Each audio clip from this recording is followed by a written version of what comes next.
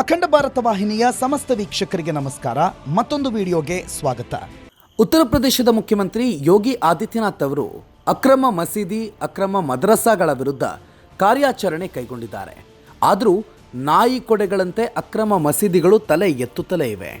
ಇಂಥ ಮದ್ರಸಾಗಳಲ್ಲಿ ಎಂಥ ಕಾರ್ಯ ನಡೀತಿದೆ ಅನ್ನೋದಕ್ಕೆ ಉತ್ತರ ಪ್ರದೇಶದ ಬೆಹರೇಚ್ ಪ್ರದೇಶದಲ್ಲಿ ನಡೆದಿರೋ ಈ ಕಾರ್ಯಾಚರಣೆಯ ಸಾಕ್ಷಿ. ಅಕ್ರಮ ಮದ್ರಸಾದ ಶೌಚಾಲಯದಲ್ಲಿ 40 ಅಪ್ರಾಪ್ತ ಹೆಣ್ಣು ಮಕ್ಕಳು ಪತ್ತೆಯಾಗಿದ್ದಾರೆ. ಅಷ್ಟಕ್ಕೂ ಈ ಮದ್ರಸಾದಲ್ಲಿ ನಡೆಯುತ್ತಿರೋದೇನು? ಯೋಗಿನಾಡಲ್ಲಿ ನಡೆದ ಕಾರ್ಯಾಚರಣೆ ಹೇಗಿತ್ತು ಗೊತ್ತಾ? ಬೆಹರೇಚ್ ಸದ್ಯ ಇಡೀ ದೇಶದಾದ್ಯಂತ ಸುದ್ದಿಯಲ್ಲಿರೋ ಪ್ರದೇಶ. ಹಿಂದುತ್ವದ ಫೈರ್ ಬ್ರ್ಯಾಂಡ್ ನಾಯಕ ಯೋಗಿ ಆದಿತ್ಯನಾಥ್ ಅವರ ಆಳ್ವಿಕೆಯಲ್ಲಿರುವ ಉತ್ತರ ಪ್ರದೇಶದ ಒಂದು ಪ್ರದೇಶವೇ ಈ ಬೆಹರೇಚ್. ಬೆಹರೇಚ್ನ ಮ್ಯಾಜಿಸ್ಟ್ರೇಟ್ಗೆ ಪದೇ ಪದೇ ಅಕ್ರಮ ಮದರಸಾ, ಅಲ್ಲಿ ನಡೀತಿರೋ ವಿಚಾರಗಳ ಕುರಿತು ದೂರುಗಳು ಬಂದಿದ್ವು. ನೂರಾರು ಮಂದಿ ದೂರು ನೀಡುತ್ತಲೇ ಪಯಾಗಪುರದ sub divisional magistrate Ashwini Kumar Pandey ಹಾಗೂ ಜಿಲ್ಲಾ ಅಲ್ಪಸಂಖ್ಯಾತ ಕಲ್ಯಾಣ ಅಧಿಕಾರಿ ಮೊಹಮ್ಮದ್ ಖಾಲಿದ್ ಅವರ ನೇತೃತ್ವದಲ್ಲಿ ಕಾರ್ಯಾಚರಣೆಯನ್ನು ನಡೆಸಲಾಗಿತ್ತು.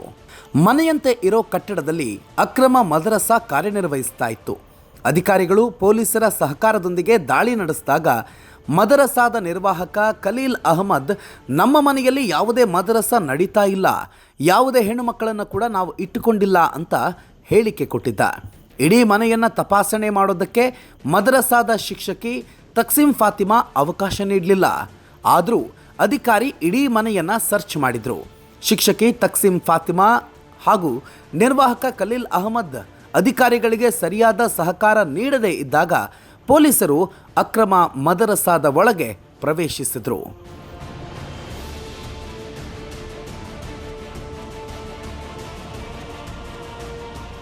ಮನೆಯ 2 ಮಹಡಿಯಲ್ಲಿರೋ ಕೋಣೆಗಳನ್ನು ಸರ್ಚ್ ಮಾಡಿದ್ದ ಅಧಿಕಾರಿಗಳಿಗೆ 3ನೇ ಮಹಡಿಗೆ ತೆರಳೋದಕ್ಕೆ ಅವಕಾಶ ನೀಡದೇ ಇದ್ದಾಗ ಉತ್ತರ ಪ್ರದೇಶದ ಪೊಲೀಸರು 3ನೇ ಮಹಡಿಯನ್ನು ಏರಿದ್ರು. 3ನೇ ಮಹಡಿಯಲ್ಲಿ ಹಲವು ಚಿಕ್ಕ ಚಿಕ್ಕ ಶೌಚಾಲಯಗಳನ್ನು ನಿರ್ಮಾಣ ಮಾಡಲಾಗಿತ್ತು. ಒಂದೊಂದೇ ಶೌಚಾಲಯ ತಪಾಸಣೆ ಮಾಡಲಾಗ್ತಿತ್ತು. ಆದರೆ ಅಲ್ಲಿ ಯಾರ ಸುಳಿವು ಸಿಗಲಿಲ್ಲ. ಕೊನೆಗೆ ಒಂದು ಶೌಚಾಲಯದ ಬಾಗಿಲನ್ನು ಒಳಗಿನಿಂದ ಲಾಕ್ ಮಾಡಲಾಗಿತ್ತು. ಆ ಶೌಚಾಲಯದಲ್ಲಿ ಯಾರೋ ಇರಬೇಕು ಅಂತ ಪೊಲೀಸರು, ಅಧಿಕಾರಿಗಳು ಬಾಗಿಲು ಬಡಿದಿದ್ದಾರೆ. ಗಂಟೆಗಟ್ಟಲೆ ಕಾದರೂ ಕೂಡ ಶೌಚಾಲಯದ ಬಾಗಿಲು ತೆರೆಯಲೇ ಇಲ್ಲ. ಕೊನೆಗೂ ಅಧಿಕಾರಿಗಳು ಶೌಚಾಲಯದಲ್ಲಿ ಇದ್ದವರ ಮನವೊಲಿಸಿ ಬಾಗಿಲು ತೆರೆಯುವಂತೆ ಸೂಚಿಸಿದರು. ಶೌಚಾಲಯದ ಬಾಗಿಲು ತೆರೆದುಕೊಳ್ತಾ ಇದ್ದಂತೆ ಅಲ್ಲಿದ್ದ ಅಧಿಕಾರಿಗಳು ಮತ್ತು ಪೊಲೀಸರು ಶಾಕ್ ಆಗಿದ್ರು.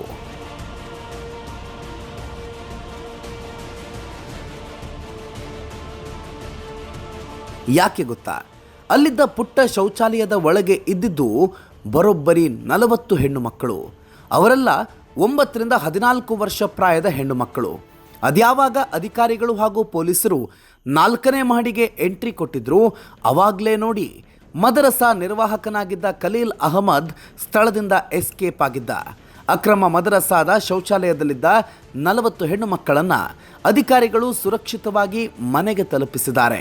ಇಷ್ಟೊಂದು ಪ್ರಮಾಣದಲ್ಲಿ ಮದರಸಾದಲ್ಲಿ ಹೆಣ್ಣು ಮಕ್ಕಳನ್ನು ಅಕ್ರಮವಾಗಿ ಓದಿಸಲಾಗ್ತಾ ಇರೋದು ಕೊನೆಗೂ ಬೆಳಕಿಗೆ ಬಂದಿದೆ. ಆದರೆ ಮದರಸಾದ ಶೌಚಾಲಯದ ಒಳಗೆ 40ಕ್ಕೂ ಅಧಿಕ ಹೆಣ್ಣು ಮಕ್ಕಳನ್ನು ಅಕ್ರಮ ಬಂಧಿಯಾಗಿ ಇರಿಸಿದ್ದ ಕಾರಣಕ್ಕೆ ಅಕ್ರಮ ಮದರಸಾದ ನಿರ್ವಾಹಕನ ವಿರುದ್ಧ ಇದೀಗ ಪ್ರಕರಣ ದಾಖಲು ಮಾಡಲಾಗಿದೆ. ಘಟನೆಗೆ ಸಂಬಂಧಪಟ್ಟಂತೆ ಜಿಲ್ಲಾಧಿಕಾರಿಗಳಿಗೆ ಸಂಪೂರ್ಣ ವರದಿಯನ್ನು ಸಲ್ಲಿಕೆ ಮಾಡಲಾಗಿದ್ದು, ಸರ್ಕಾರದ ಮಟ್ಟದಲ್ಲಿ ಕ್ರಮ ಕೈಗೊಳ್ಳುವಂತೆ ಜಿಲ್ಲಾಧಿಕಾರಿಗಳು ಶಿಫಾರಸು ಮಾಡಿದ್ದಾರೆ.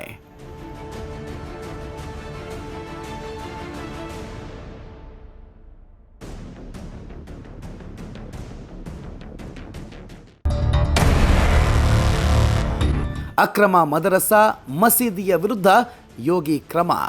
ಭಾರತದಲ್ಲಿ ಒಟ್ಟು 1.5 ಲಕ್ಷದಿಂದ 2 ಲಕ್ಷದಷ್ಟು ಮದರಸಗಳಿವೆ ಅಂತ ಅಂದಾಜಿಸಲಾಗಿದೆ. ಇದರಲ್ಲಿ ನೋಂದಣಿ ಆಗದೇ ಇರುವ ಅಕ್ರಮ ಮದರಸಾಗಳ ಸಂಖ್ಯೆಯೇ ಅತ್ಯಧಿಕವಾಗಿದೆ. ಉತ್ತರ ಪ್ರದೇಶ, ಪಶ್ಚಿಮ ಬಂಗಾಳ, ಅಸ್ಸಾಂನಲ್ಲಿಗೆ ಅತಿ ಹೆಚ್ಚು ಸಂಖ್ಯೆಯಲ್ಲಿ ಅಕ್ರಮ ಮದರಸಾಗಳನ್ನು ಗುರುತಿಸಲಾಗಿದೆ. ಉತ್ತರ ಪ್ರದೇಶದಲ್ಲಿ ಯೋಗಿ ಆದಿತ್ಯನಾಥ್ ಜಿ ಅವರ ನೇತೃತ್ವದಲ್ಲಿ ಬಿಜೆಪಿ ಸರ್ಕಾರ ಅಧಿಕಾರಕ್ಕೆ ಬರುತ್ತಿದ್ದಂತೆ ಯೋಗಿಜಿ ಅಕ್ರಮ ಮಸೀದಿ ಹಾಗೂ ಮದರಸಾಗಳ ಸರ್ವೆಗೆ ಆದೇಶ ಹೊರಡಿಸಿದರು. ಉತ್ತರ ಪ್ರದೇಶ ಒಂದರಲ್ಲೇ 2024-25ರಲ್ಲಿ ಲಭ್ಯವಿರುವ ಅಂಕಿಅಂಶಗಳ ಪೈಕಿ ಬರೋಬ್ಬರಿ 16,500ಕ್ಕೂ ಅಧಿಕ ಮದರಸಾಗಳು ಸರ್ಕಾರದಿಂದ ಮಾನ್ಯತೆ ಪಡೆದುಕೊಂಡಿವೆ. ಆದರೆ 13,000ಕ್ಕೂ ಅಧಿಕ ಅಕ್ರಮ ಮದರಸಾಗಳಿವೆ. ಕಳೆದ ಮೇ 2025ರಲ್ಲಿ ಉತ್ತರ ಪ್ರದೇಶ ನಡೆಸಿದ ಸರ್ವೆ ಕಾರ್ಯದಲ್ಲಿ ನೇಪಾಳದ ಗಡಿಭಾಗವಾಗಿರೋ ಬೆಹರೆಚ್ ಶ್ರಾವಸ್ತಿ ಪ್ರದೇಶದಲ್ಲಿಯೇ ಬರೋಬ್ಬರಿ 225ಕ್ಕೂ ಅಧಿಕ ಅಕ್ರಮ ಮದರಸಾಗಳನ್ನು ಕೆಡವಲಾಗಿದೆ. ಅಲ್ಲದೆ 495 ಮದರಸಾಗಳು ಅನಧಿಕೃತವಾಗಿ ಕಾರ್ಯನಿರ್ವಹಿಸುತ್ತಿವೆ ಅನ್ನೋದನ್ನು ಗುರುತಿಸಲಾಗಿದೆ. ಉತ್ತರ ಪ್ರದೇಶ ನೇಪಾಳದ ಜೊತೆಗೆ ಗಡಿಯನ್ನು ಹಂಚಿಕೊಂಡಿದೆ.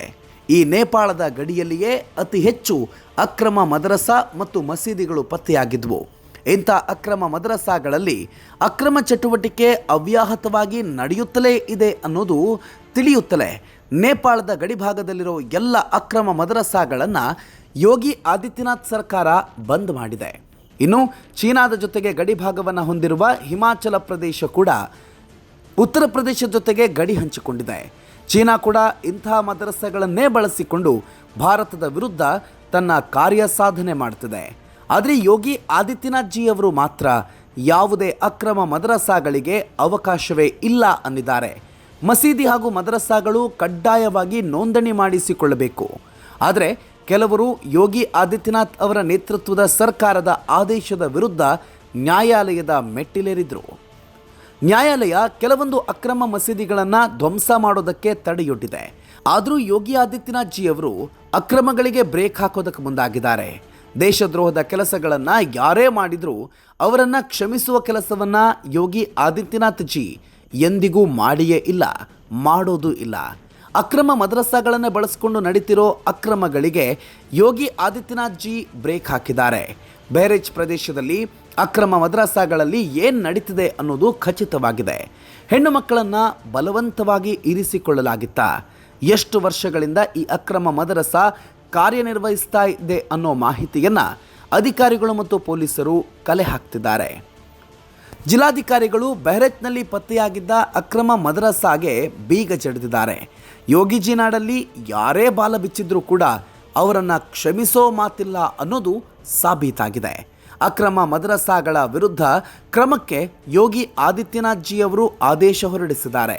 ಒಟ್ನಲ್ಲಿ ಅಕ್ರಮ ಮದರಸಾ ಮೂಲಕ ನಡೀತಿದ್ದ ಅಕ್ರಮಗಳಿಗೆ ಯೋಗಿಜಿ ಬ್ರೇಕ್ ಹಾಕಿದ್ದಾರೆ. ಇದು ಯೋಗಿಜಿ ತಾಕತ್ತು. ಮತ್ತೊಂದು ವಿಡಿಯೋದ ಜೊತೆಗೆ ಮತ್ತೆ ನಿಮ್ಮ ಮುಂದೆ ಬರ್ತೀವಿ. ಅಲ್ಲಿವರೆಗೂ ನೋಡ್ತಾ ಇರಿ ಅಖಂಡ ಭಾರತ, ಸನಾತನ ಯುಗ ಆರಂಭ.